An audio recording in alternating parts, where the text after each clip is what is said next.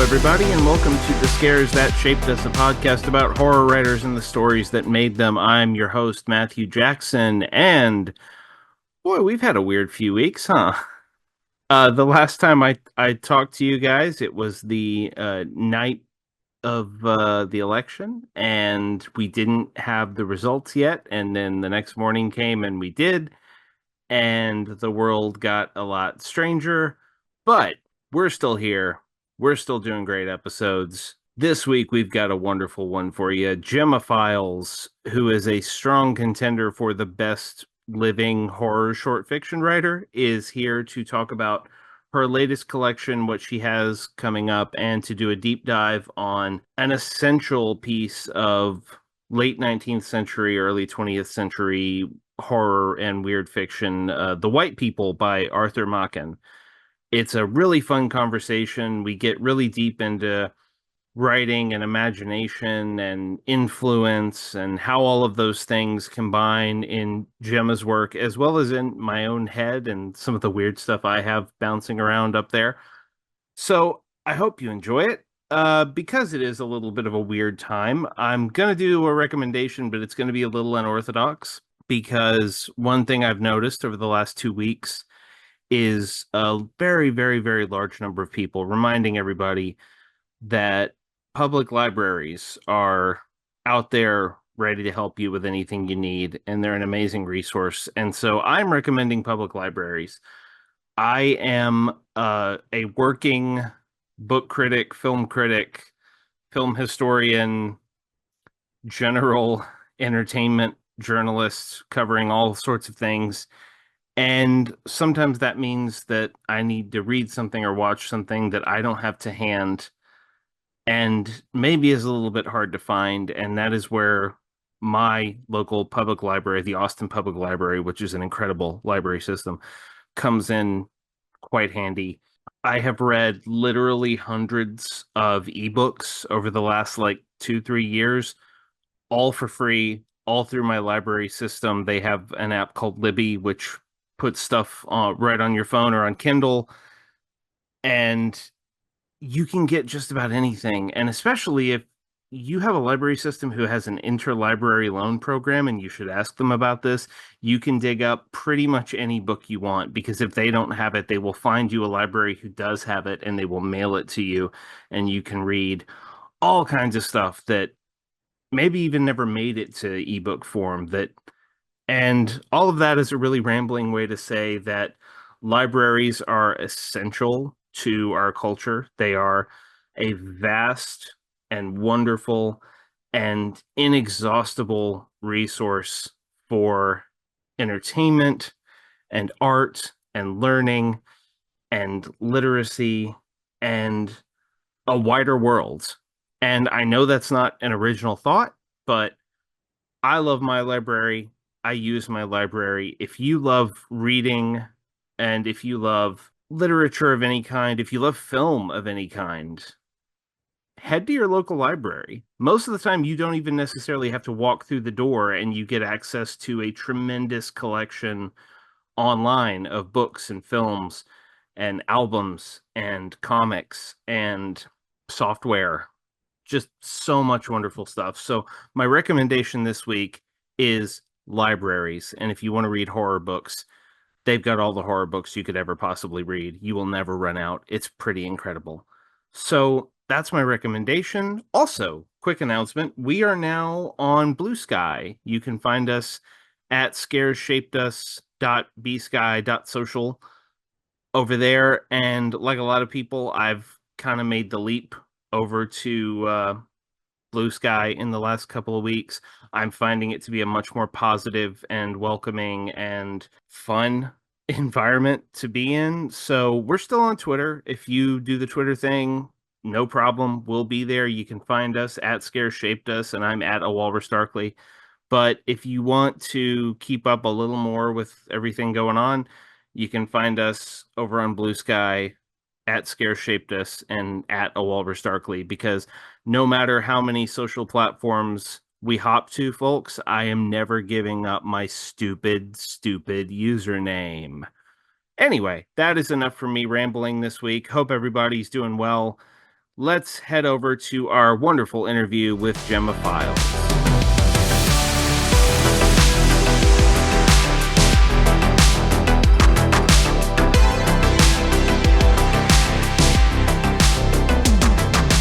Joining us this week on The Scares That Shaped Us is one of the finest horror writers working right now. She is the Bram Stoker award-winning author of books like Experimental Film, Spectral Evidence, In That Endlessness, Our End, Blood from the Air, the Hexslinger series, Kissing Carrion, and more.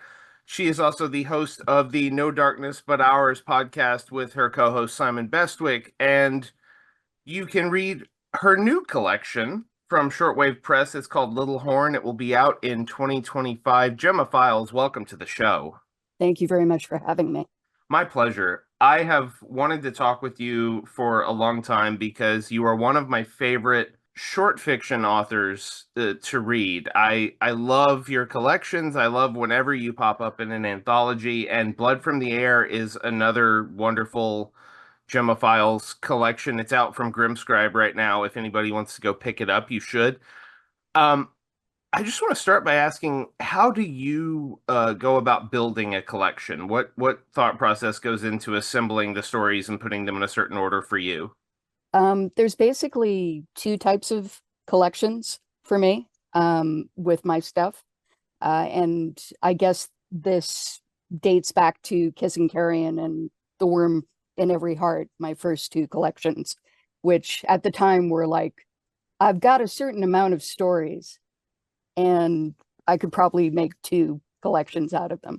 But one type of thematic material is usually kind of urban and dark and definitely horror, and tends to be contemporary and more kind of based on quote my life.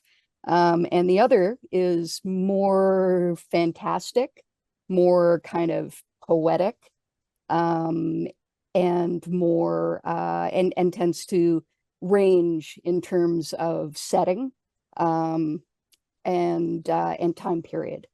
And that's like the difference between the two types of stuff that I do. And so often when I'm putting a collection together, I find that everything falls into one category or the other category. So for example, In That Endlessness, Our End is very much the first type of story. It was, like almost everything in that collection came out of coming up to the Trump presidency and then going into the pandemic and everything like that. And then with Blood from the Air, it's all the other stuff. It's all the really weird stuff. It's all the, the really strange stuff. It's like, well, why did you write 4 stories about 2, magic pirates going at each other? I just did. I enjoy it. That's how it goes. Well, this is interesting that you arrange them that way, because one of the things I wanted to talk to you about is you do have this, you cast a very wide net in terms of the starting points for your stories. And you do period pieces, you play with language, you play with form, you explore these things, you attack from so many different angles, and Blood from the Air, I feel like, is a really good example of that. How much is research an important component for you, or is it active research, or is it what like passive research, like I just enjoy learning about archaeology, so then I write about archaeology? It is very much that, but also, I mean, I guess there are certain things that I find interesting. I actually have a list of things that I find interesting here for some reason. Probably because I'm working on this thing called Dark Comforts, which is kind of like a memoir and kind of like a thing about my interests in terms of horror. So archaeology, history, mythology, music, poetry, weird crime, ghost and cryptid stories, unsolved mysteries, hauntology, decadent and surrealist art, science, space, which I find terrifying, old horror, body art, forensics, surgery, psychology, theater, religious history, cults, uh, witchcraft and shamanism, faith, parasites. One of my favorite books of all time is Parasite Rex, which is a natural history of parasitology, and psionics and disease. Nothing scares me quite as much as death and people. Um, and, and history is like a story of death and people in a lot of ways, Yeah. how how people make up stories about their lives that rationalize why, quote quote, they have to do the things they do, and then the awful stuff that comes after that. So I'm going to ask about a couple of specific stories of yours that I Please. love Yeah. because occasionally I read a story and I'm just like, man, I wish I could ask this person where this originated. One of them is in Blood from the Air and one of them is not. And I'll start with Okay. the one that's not, which it's such a strange, wonderful story. It's called The Puppet Motel.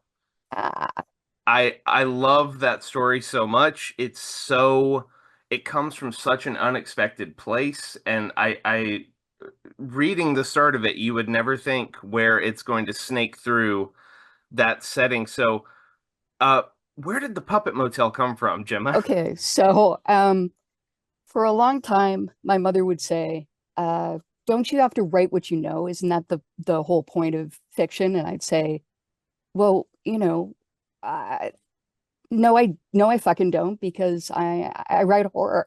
Right? It's like I don't have to, take my own life and write around it. I mean, if you're expecting me to write an Oprah book, I don't think that's going to happen. Um, but the older I've gotten, the more I realize, just saying, why, because fuck you, that's why, is not the best way to go, because the older I've gotten, the more I realize that when you're dealing with a genre like horror, where you are already having to sell people on things that don't exist and everyone kind of knows it, it's like it's stuff that you're afraid of because everybody's afraid of death and pain and, grief and loss. But at the same time, you have to sell them on things like, what if you took over an Airbnb and it turned out to be haunted in a really strange way? Um, because of that, uh, looking at your own life is actually a really good thing to do. Hmm. And hilariously, I did manage two Airbnbs at one point, fairly recently, like within the last 5 years, obviously. And and one of them was indeed a reasonably nice place, and the other one was the fucking puppet motel. You know, everything that I talk about in the puppet motel was ambiently true.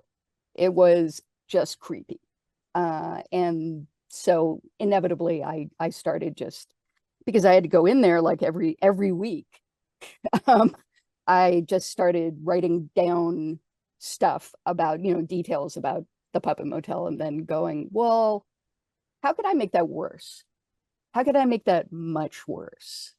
And then bring it to a kind of climax. And that's the great thing about fiction, basically. It's like you can take stuff that has no climax. It has no particular, it doesn't come to an ending of a type that you're interested by, and you can do that. You can take the ambient details of your life and seize control of them in a way that you can't do while they're just being inflicted on you.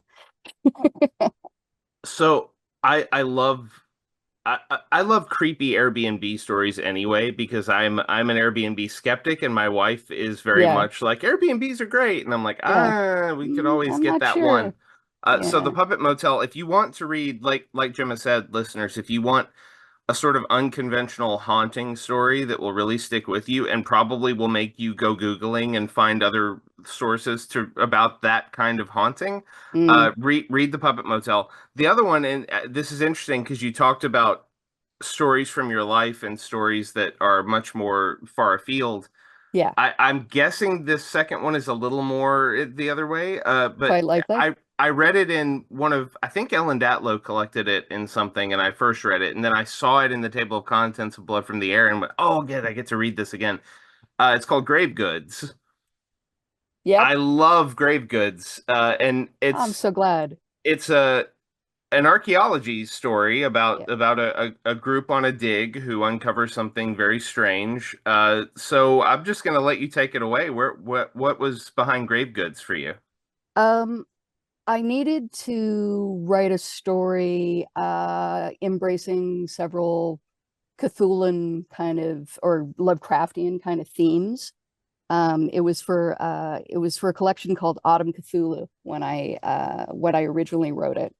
And one of the things I love about Lovecraft, obviously, is the way that he will reach back and try and, insert his own mythology into mm, the mythology of the world. And I wanted to write something that was very Canadian because I am Canadian. I wanted to make the particular um, strategic point of doing an all-female team. And then as I got a little further into it, I was like, oh yeah, but how about the person who ostensibly manages the archaeological team is an older, like second wave feminist who isn't really happy with the idea of trans people. Hmm. And and everything kind of grew out of that, because it's always like, yeah, absolutely, if you get a bunch of women together, they'll be so cooperative and they'll be so nice to each other, and it's not like having guys, or guys with women or guys with guys, it's like fist fights and fucking. But I'm sort of like, yeah, let's test that thesis, shall we?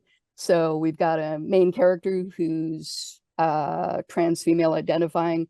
We've got her zillennial friend. And then you've got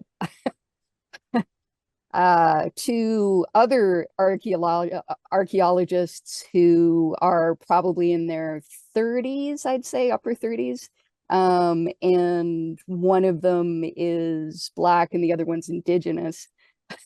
and and they have problems with each other from other points of view. There's this line that I was stupidly proud of myself for coming up with, where the Indigenous lady accuses her friend of basically deciding that because the people in the grave have various differences, that they're not human, you know, Hmm. and the Black lady is like, oh yeah, because that's never ever been done, the other way around, right? Hottentot Venus, Hmm. what, you know, um, It is. Yeah, sorry, go ahead. yeah. So yeah, I wanted to take all of those things and shove them into the narrative, but the narrative itself is about what if you open up a grave and you expect it to be full of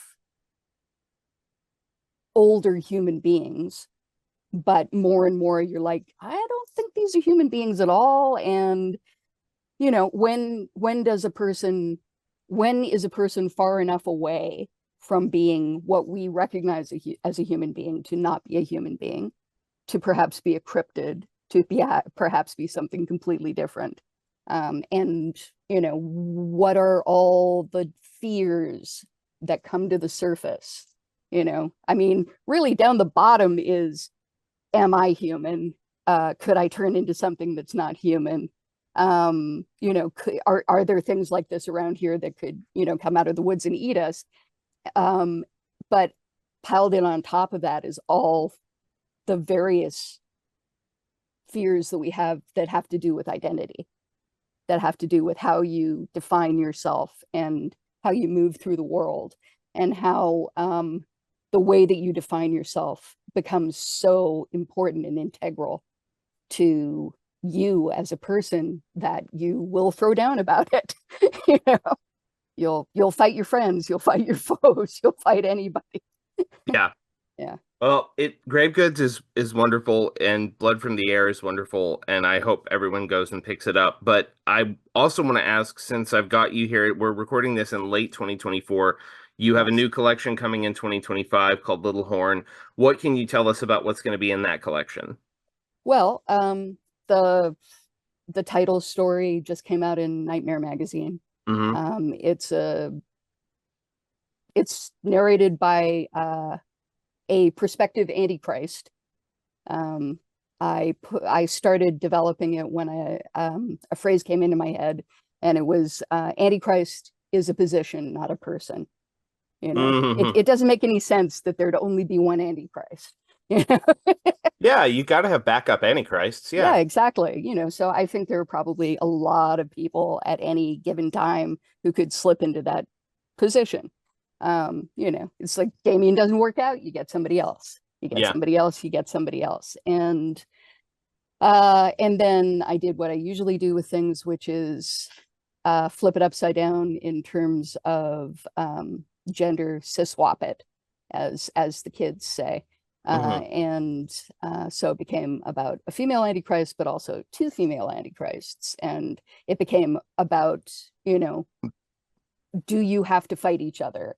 Can you actually combine against a greater threat, et cetera, et cetera? Hmm. And yeah, so that's fun. And other than that, there's a lot of epistolary stuff, a lot of found footage stuff, because I like that. Hmm. It is probably more on the contemporary dark urban side of things than other stuff, but yeah, it gets kind of wacky. I've read a lot of you know, like very recently I read a bunch of reviews of Little Horn the story, and they were all sort of like, this is surprisingly funny. I'm like, yeah, it is surprisingly funny. You know, it's like I don't know how it couldn't be, really. It's a weird situation. Yeah. Yeah. Well, speaking of weird situations, this is going to be fun because this is a show about formative horror stories that shape the imaginations of our guests. Hmm. And when I approached Gemma and we started talking about what to do for this, she chose what I would say is one of the foundational horror stories, weird stories for 20th century horror fiction, one of the foundational writers, certainly. We're going to talk about a story called The White People by Arthur Machen, who a lot of you probably know for a story called The Great God Pan, which Stephen King has called the finest horror story in the English language. Hmm. Um, and I'm so excited to talk about this because I've definitely read Arthur Machen and I went back and reread The White People for this, but I'm sure that you have so much more to offer about him and his work and your take on it. So why did you choose The White People for this? Um, yeah, it's interesting. I always feel like Machen does not get enough props. Yeah. Um, you know, I'm a big fan of M.R. James. I came into horror absolutely through short fiction. I think the first real horror book I ever read was Dracula. Um, but one of the one of the things that occurs to me in hindsight is that The White People is essentially a found footage story. Yeah. Yeah. I mean, found narrative. You know, it's not actually footage. You could do it as found footage, which would be interesting in itself.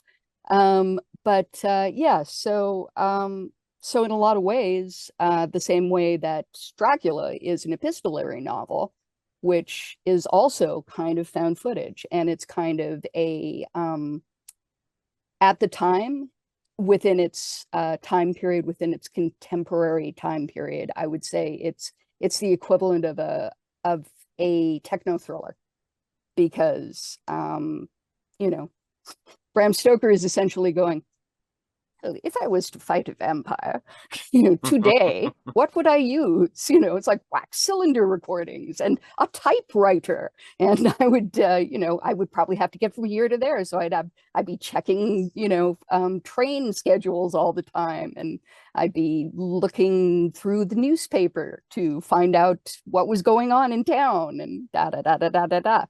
I love the way that it's assembled like a collage of first person narrative. And the white people is also, it begins with two guys talking essentially. And basically, yeah, somebody recently, I was saying that I was going to talk about the white people, and they were sort of like, yeah, I'm not sure I really love the whole, theocracy bros, how it opens with like two people trying to define sin, and talking about, that saints and sinners are like closer than you think they are, and what is sin anyways. And anyways, one of the guys, an older dude, essentially is like, well, let me show you what I mean. And he pulls out this book, this notebook that he somehow got a hold of. And it's a notebook full of essentially diary entries, like 3 really long paragraphs, by a girl who I believe is dead at this point. Something has happened. He's like, oh yeah, yeah, I could tell you the end of the story, but I really don't think it's that interesting. Which again sort of opens up the fact that the story is all about lacunae. It's all about like missing pieces. So all right, so we've got these notes that this girl took. She probably was writing when she was about 14, I guess. And she's specifically talking about how she crawled through a passage into another world. It's kind of like an evil Narnia narrative in a lot of ways. It's sort of like, I ended up in this other place, but it was great. Yay. And yeah, so you and she uses these words that she never defines. These very odd words. She talks about the Aklo language. She talks about, which later showed up in like Lovecraft. Lovecraft was a huge Machen fan. And in a lot of ways, it reminds me of the first time that I read A Clockwork Orange, and how you had to try and figure out what words meant in terms of context by looking at them contextually. Right. It took me an incredibly long time to figure out, for example, that the word veshes meant things, because it was used in like 500 different contexts. Oh, wait a minute. It means anything. Yes. So, so you're sort of, in a lot of ways, this is a meandering story where you keep thinking that something is going to be revealed. And the only thing that's really revealed is that the world is larger and stranger than you thought it was.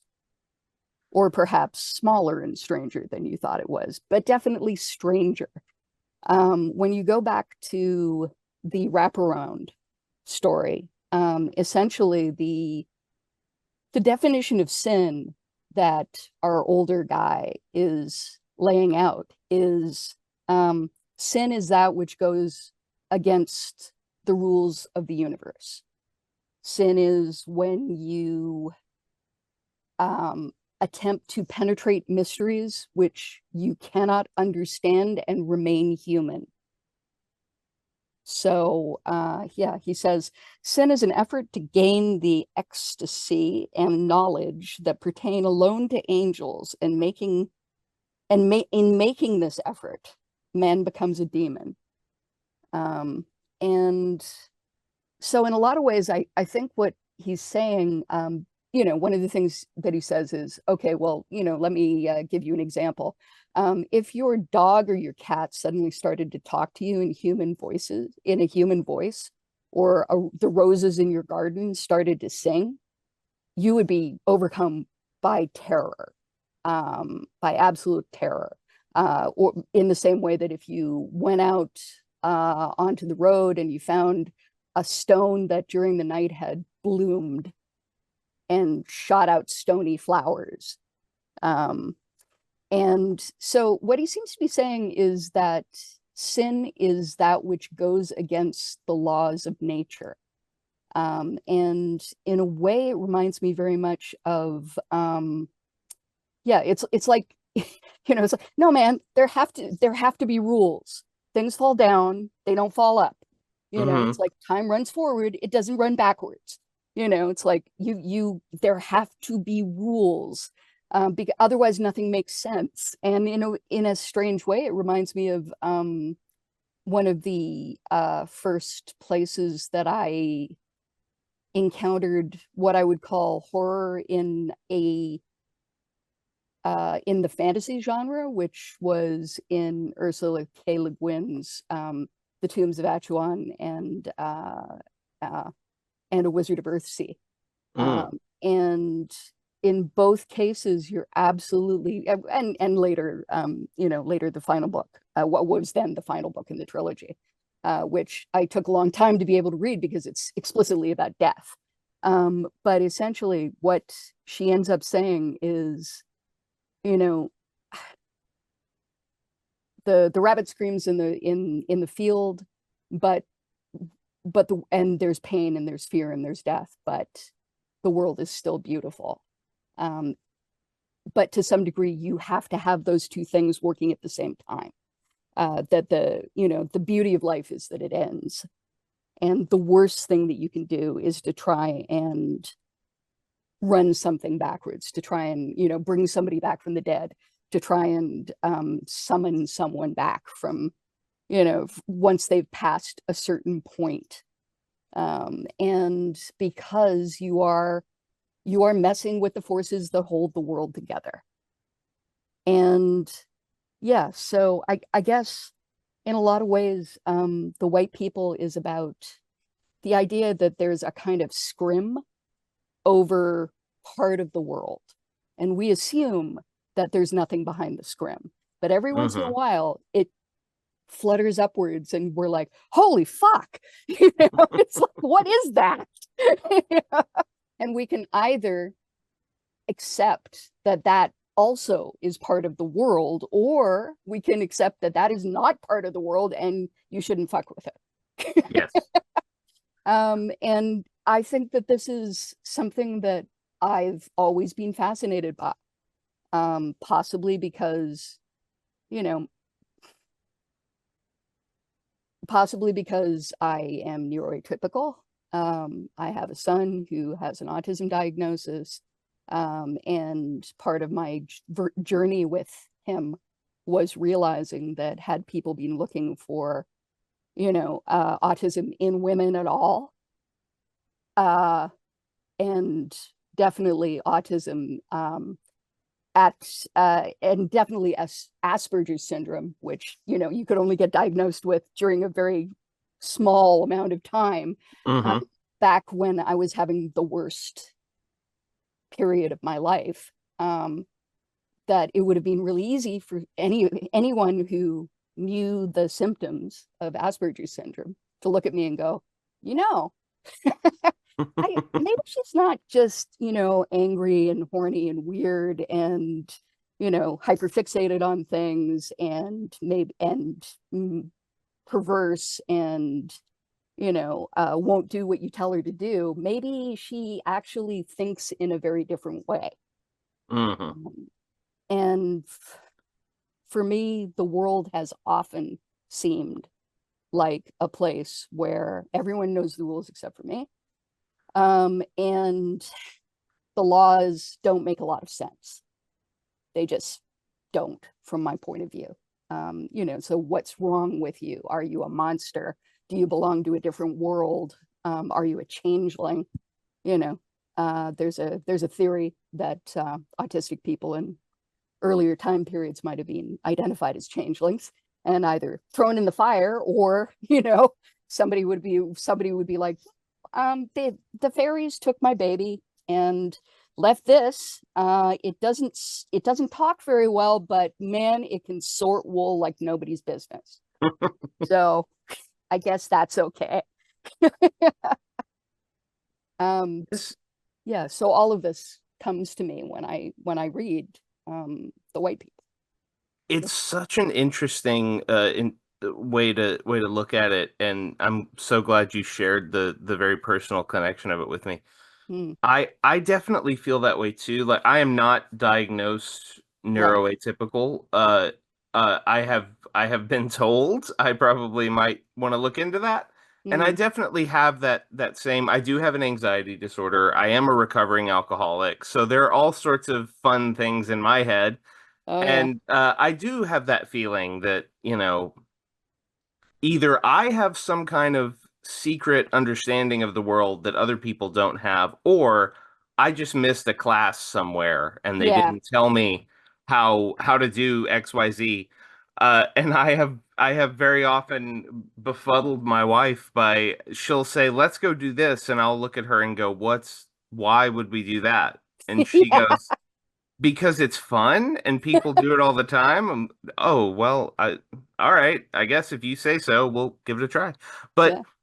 the white people is so it's it's one of those stories that, I mean, you mentioned Lovecraft borrowing language Mm. from this. Yeah.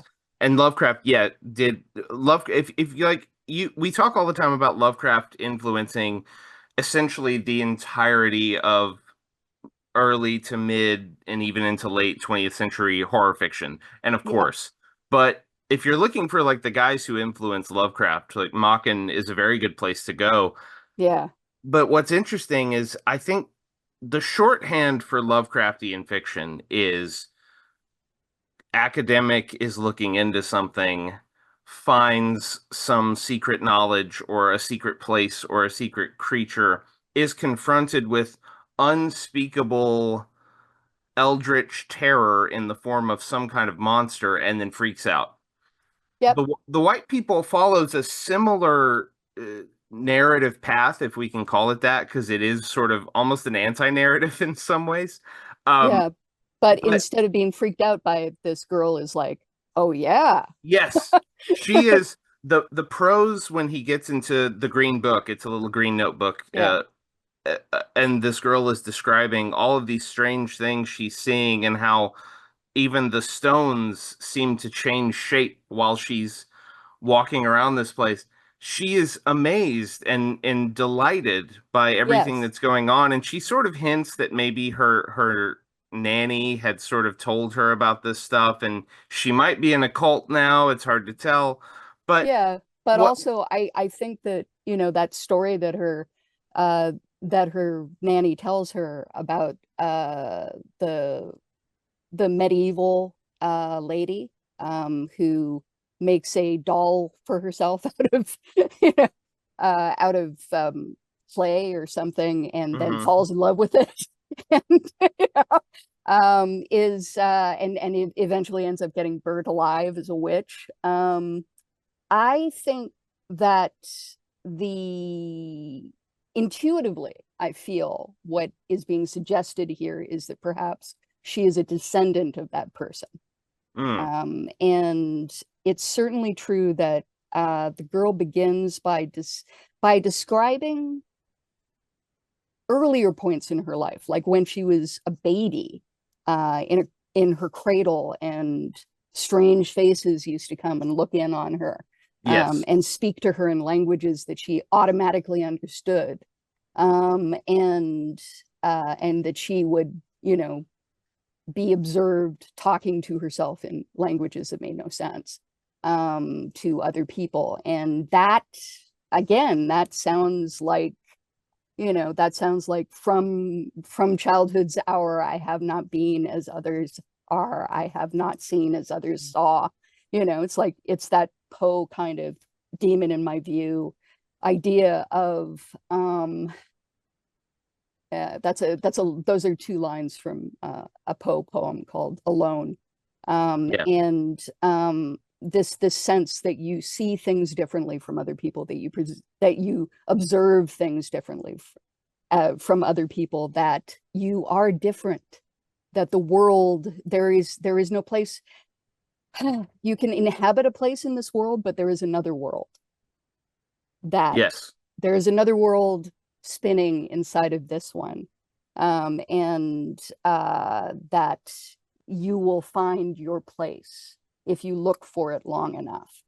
And like I said, it's this evil Narnia kind of feeling that, man, if I just search long enough, if I look through every fucking wardrobe in this place, if I look through every closet, if I look under every bed, I'm gonna find, a hatch that goes into a world where I will be valued for who I am, for who Yes. and what I am.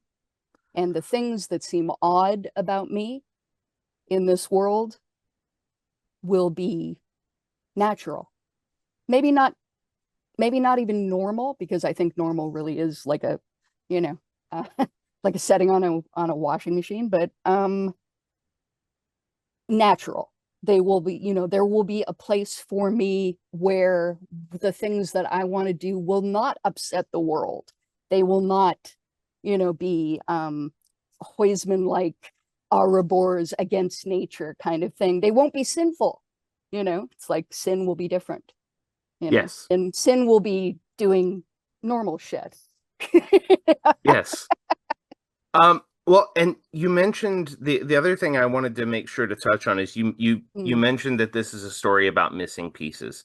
yes. To the point that literally at the beginning, when the guy hands the other guy the book, he says, "Hey, there's a part two to this story, but I'm not even going to tell you about the part two. Just Yeah. read this, Yeah. and you'll get it. You'll get it." And we never get the part two. Like No. Machen never is like, "Oh, and then the part two is in my sequel story that I wrote."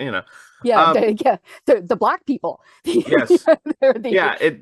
There's no black people, gray people, green yeah. people, whatever you Yeah, want. It's exactly. not there. But the other thing that I find so wonderful about it in Yeah. relation to the fiction that it inspired is we have this tendency now, because like I played the Call of Cthulhu Mm, role playing game when I was a teenager. right.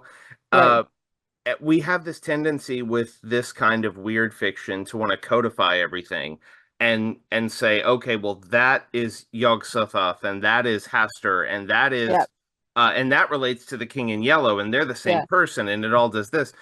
Uh, in this story, one of the Yeah. wonderful things about it is you are not given any concrete, here's the god, here's the cult, here's the No. source of all of this. It is just like you said, it is this girl finding this place and going, maybe I belong here. Yes. Maybe this is exactly what's supposed to be.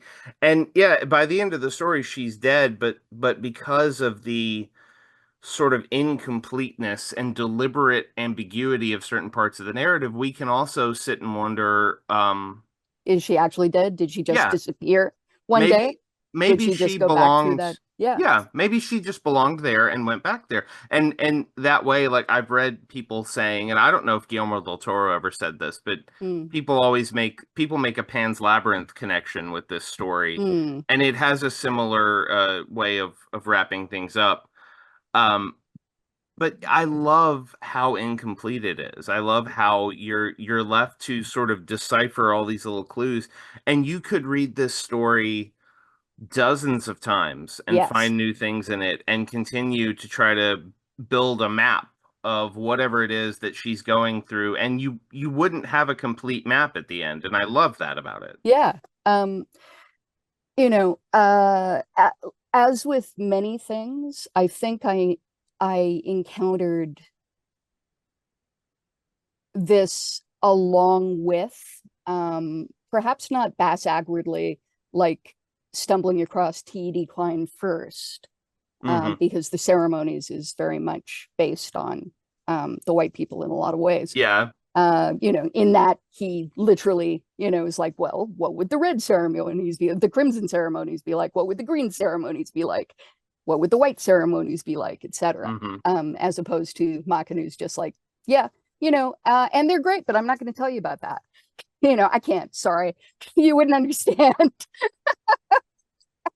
But I do feel that there's a resonance in the story that has to do with how many holes it has. It has to do with causing you to come halfway, maybe more than halfway, to meet it. And it's almost like it's inviting you. And this is another thing that I really love about found footage. It's inviting you to become complicit with the story.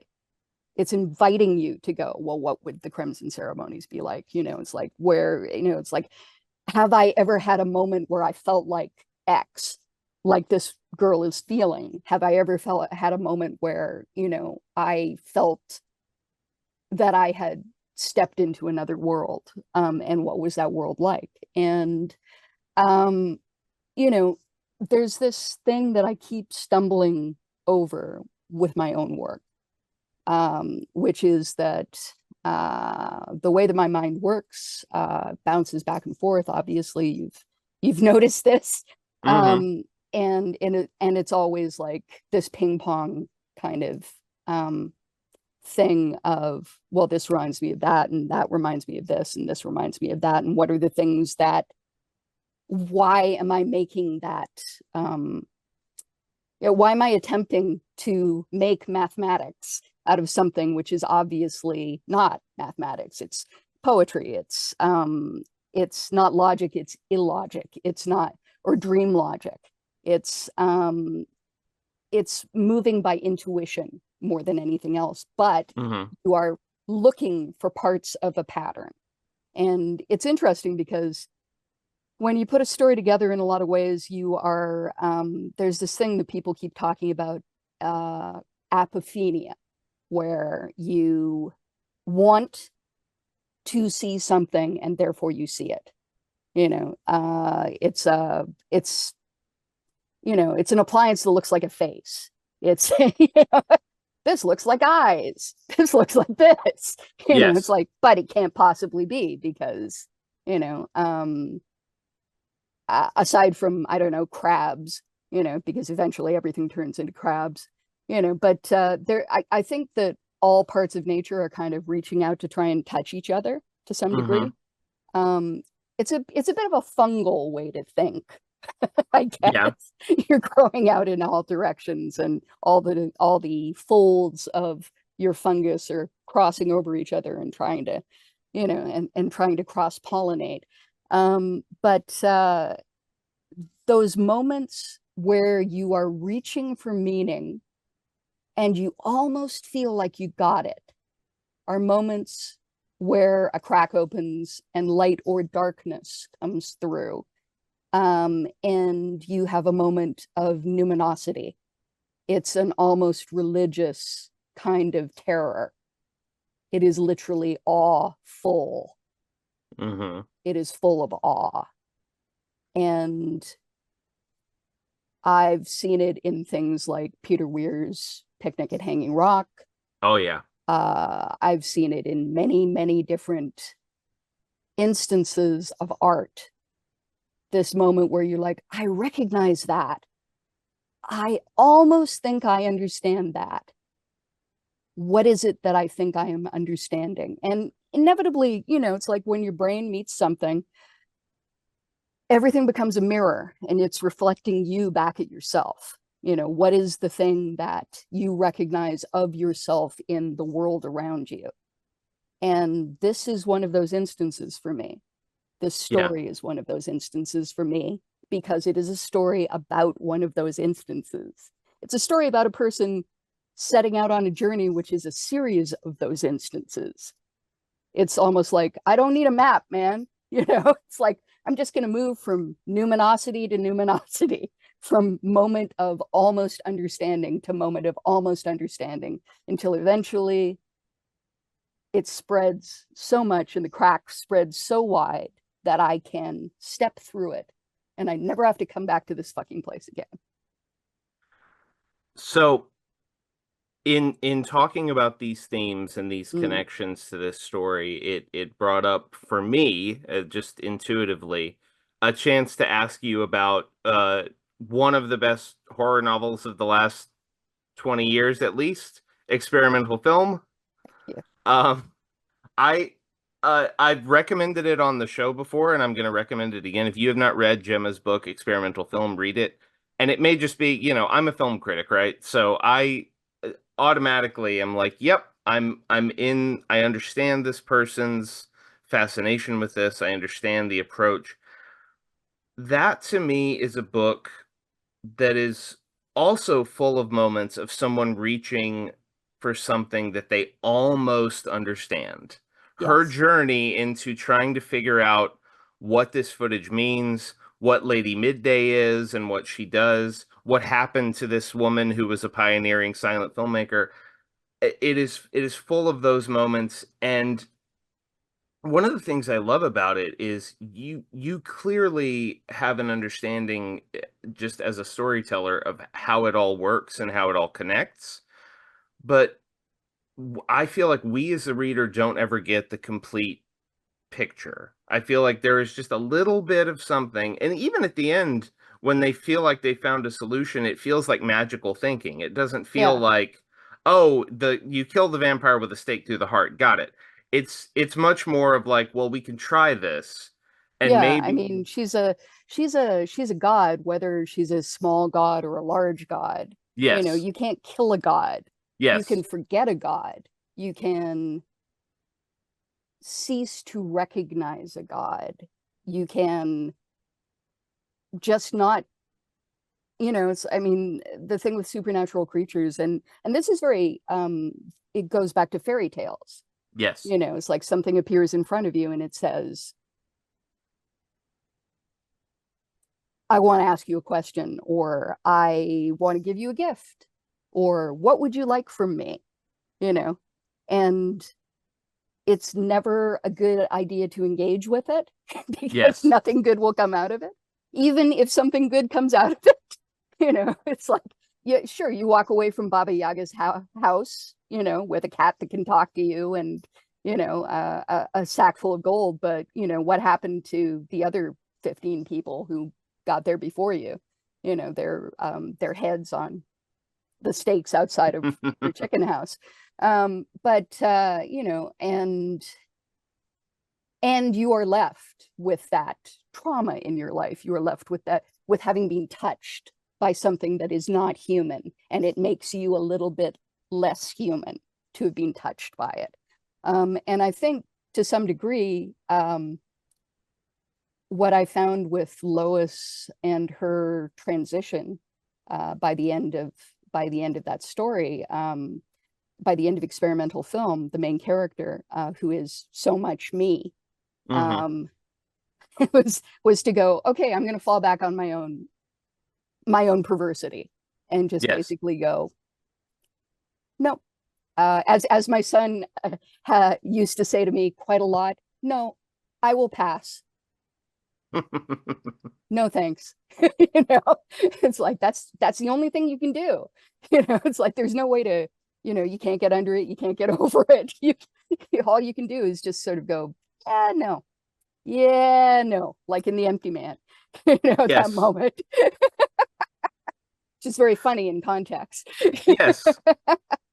Well, it came up in my head because you were talking about those moments of almost understanding, and we've also Yes, been talking about found footage, and found footage is a key component of that story.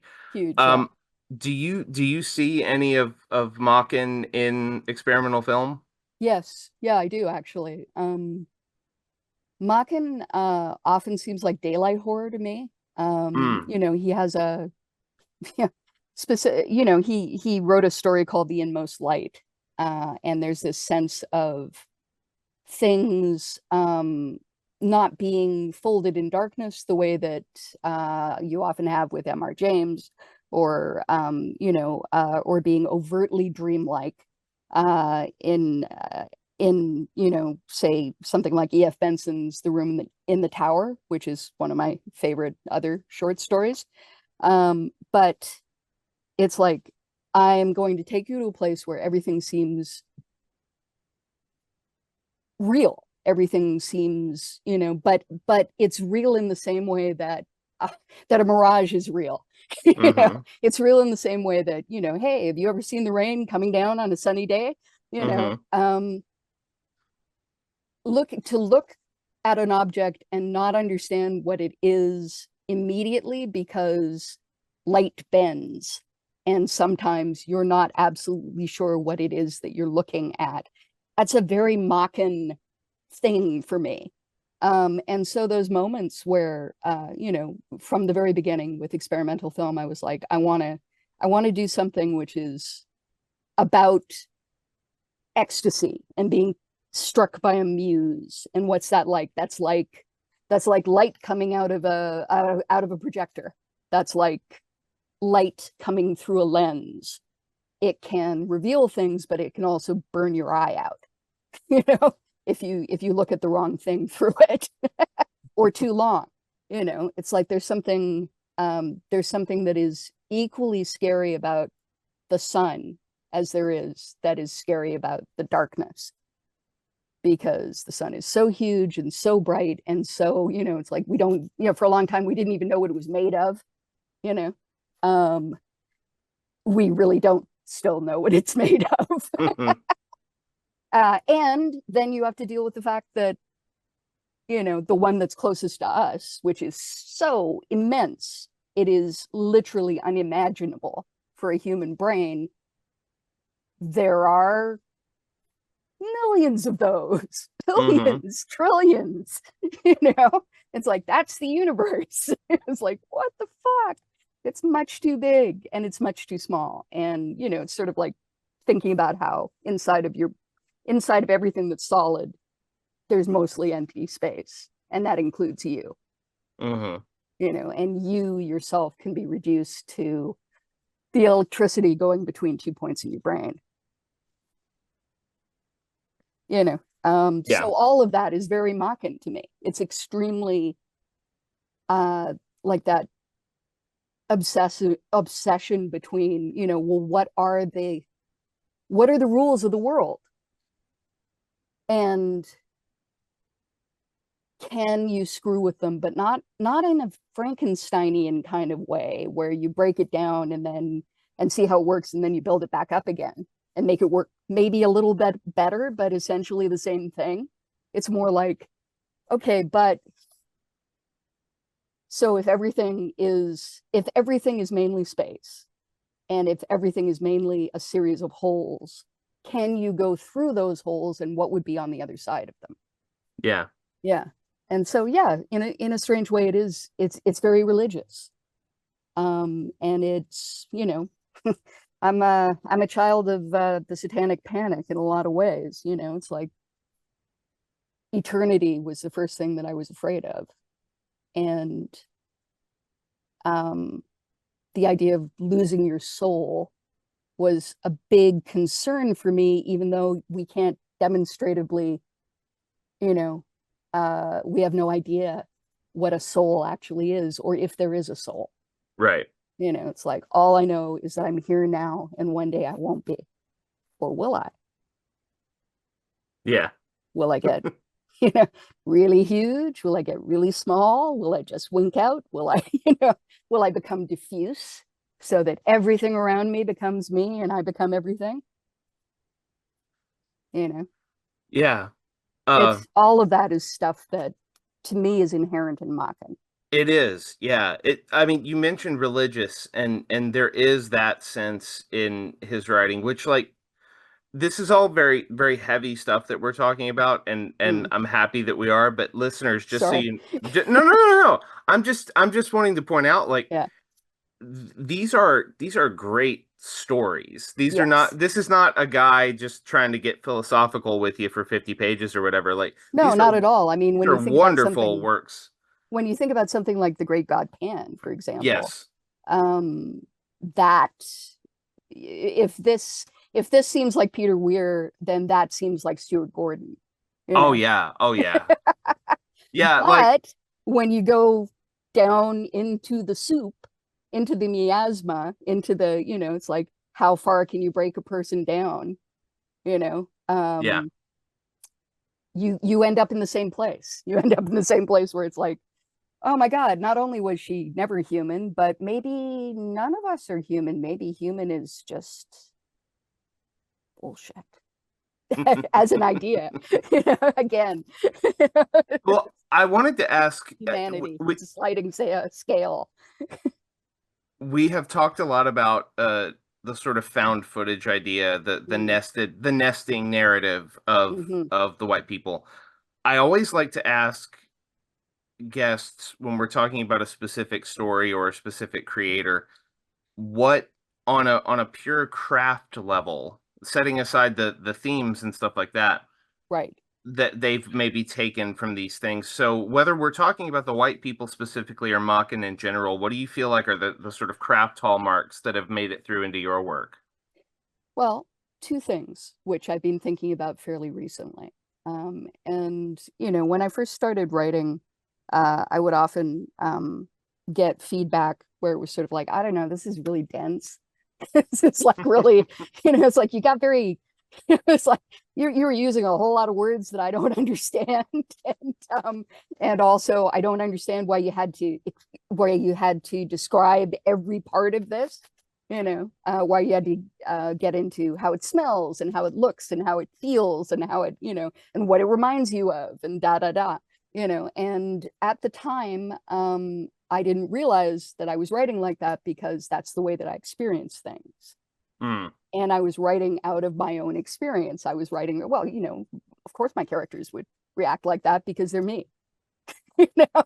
Um, and and the thing that I often heard was poetic purple prose, which I think at the time, because I started writing in the 1990s, was very much you write like a girl, that kind Mm. of thing. Yeah, Um, Anne Rice gets that a lot with her stuff too, I think. Yeah. yeah, and that's certainly true.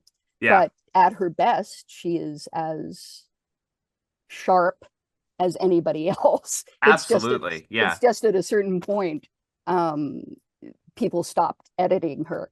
She stopped letting people edit her. Yes. And that's not a problem that I have. I am absolutely fine with people editing.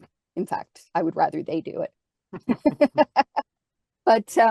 But secondarily, yeah, a friend of mine once said, you know that often you'll say things three times in three slightly different ways.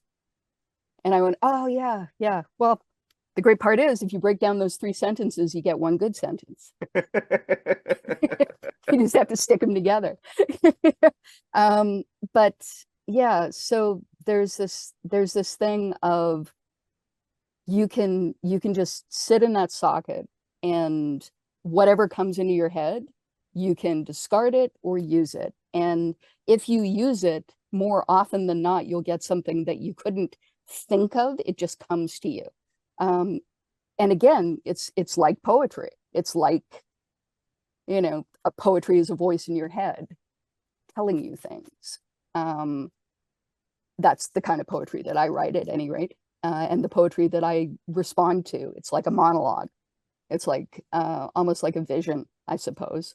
Or I don't know, being talked to by a ghost or something. But so to accept that and to say, I can, just channel it out and then fuck with it afterwards. It's like edit it, make it into something that is understandable by everybody, but don't change it so much that it becomes somebody else's work. Because Yeah. I think the poetic stuff, the intuitive stuff, the hyperfixated stuff, the stuff where, you know, this is me in the middle of all of this. Um, that's that's what I bring to the table. But secondarily, the idea of fragments, the idea of that you can leave holes, that you can leave lacunae, that you don't have to um, that you don't have to explain everything. You can you can You can leave a hole and someone will come and try to fill it. And what they fill it with may actually be more interesting than what you would have filled it with. That is one of my favorite hallmarks of any horror fiction. I love the idea of, I mean, you call them lacunae. I love the little gaps Yes. of ambiguity where Yeah. it, like you do it. We talk about Paul Tremblay doing it a lot. There are a lot of writers, and I think it's what I respond to most, not just because yes, my imagination can play in that space and drum up whatever I might think is an interesting explanation, but it it and it creates great discussions that way because everyone fills in their own thing and then you can argue with people. But I also just love the idea that we cannot ever, and this goes back to the white people, we cannot ever fully grasp the scope of this thing. Yeah. It is In the same so, way that we can't ever grasp anybody else's experience of yes. life. We have things that are going to cross over. We have things where we, it's like, again, a very autistic way to move through life is to somebody says, this happened to me. And you go, oh, something like that happened to me. And then the other person says, stop telling me about that thing that you happened to you. What are you trying to do? Just talk over me? Mm. Are you trying to, seize control of the narrative? Are you trying to, it's like, stop talking about yourself. It's like, but don't you understand? That's the only thing I understand. So I have Yes. to find stuff inside of myself that proves to you that I understand what you are talking about. That's empathy, right? Yes. The places where we cross over are empathy. But in every case, in every case, it's an act of faith. It's a leap. It's saying, you something happened to you. It reminds me of this thing that happened to me. The truth is probably somewhere in the middle. We are more alike than we are different, but we are not the same. That, I think, is a wonderful place to wrap up this chat. Our guest has been Gemma Files. Gemma, before we let you go, could you let people know what you have coming up and where they can find you online? Online, stupidly, I'm still on Twitter. I do, in fact, Mm. have a Blue Sky, but I don't do a lot on it because, yeah, it's one thing at a time for me. I'm so it's yeah, weird menace and excessive bloodletting is how I refer to myself. But it is literally at Gemma Files. Yeah. Um, but I'm also on Facebook. Used to have a diary, but I don't anymore. I used to have a, journal, but I don't anymore. And other than that, uh, I got the podcast, No Darkness But Ours, working on a new novel. Finally broke in after 3 fucking years. And yeah, it's like you won't be able to completely avoid me, I think. Nor would we want to. We want as much Gemma Files in the world as we can get. Gemma, thank you so much for being on the show. It was a pleasure talking to you. Thank you very much. It was a great pleasure talking to you. Thanks once again to Gemma Files for being on the show. Blood from the Air, her latest collection, is available now from Grimscribe Press. And if you want that in ebook form, go to Grimscribe's website. If they have a pay what you want model, you can just send them some money and they will send you an ebook. And it's wonderful and it's a great small press. So check them out. Also be on the lookout for everything Gemma has coming up. Her next book, Little Horn, is coming out in 2025, as well as a couple of other things that she kind of teased in the interview. So again, maybe the greatest living horror short fiction writer. Due respect to all the other people, but Gemma is incredible and you should definitely go check out her work. If you want to find out everything that we've got going on, you can go to thescaresthatshapedus.com. That's where you will get an archive of past episodes of the show and ways to contact us. Find us on social media, email the show. If you have a suggestion, a comment, a question, something you just want to hear me ramble about on the show for some reason, yeah, feel free to email us at scaresthatshapedUspodcast@gmail.com. We would love to hear from you. And as I mentioned earlier, we are on Blue Sky at Scares Shaped Us. We are on Twitter at Scares Shaped Us. We are on Facebook at Scares Shaped Us. We're on YouTube at Scares Shaped Us. If you prefer to use YouTube, if you're at your computer and you just want to play an episode right there without having to go to Apple Podcasts or whatever, you can do that. We will be back in 2 weeks with another episode, and 2 weeks after that, we will have a little bit of a holiday special with a special guest. And then after that, we will have the best of 2024 New Year's special. I've got two big guests coming on. We're going to talk about the best books and the best movies of 2024. And maybe I'll give you a little taste of what we have coming up in 2025. But for now, 2 weeks, we will be back with another great episode. We will announce that guest next week. Until then, I'm Matthew Jackson, and this is The Scares That Shaped Us.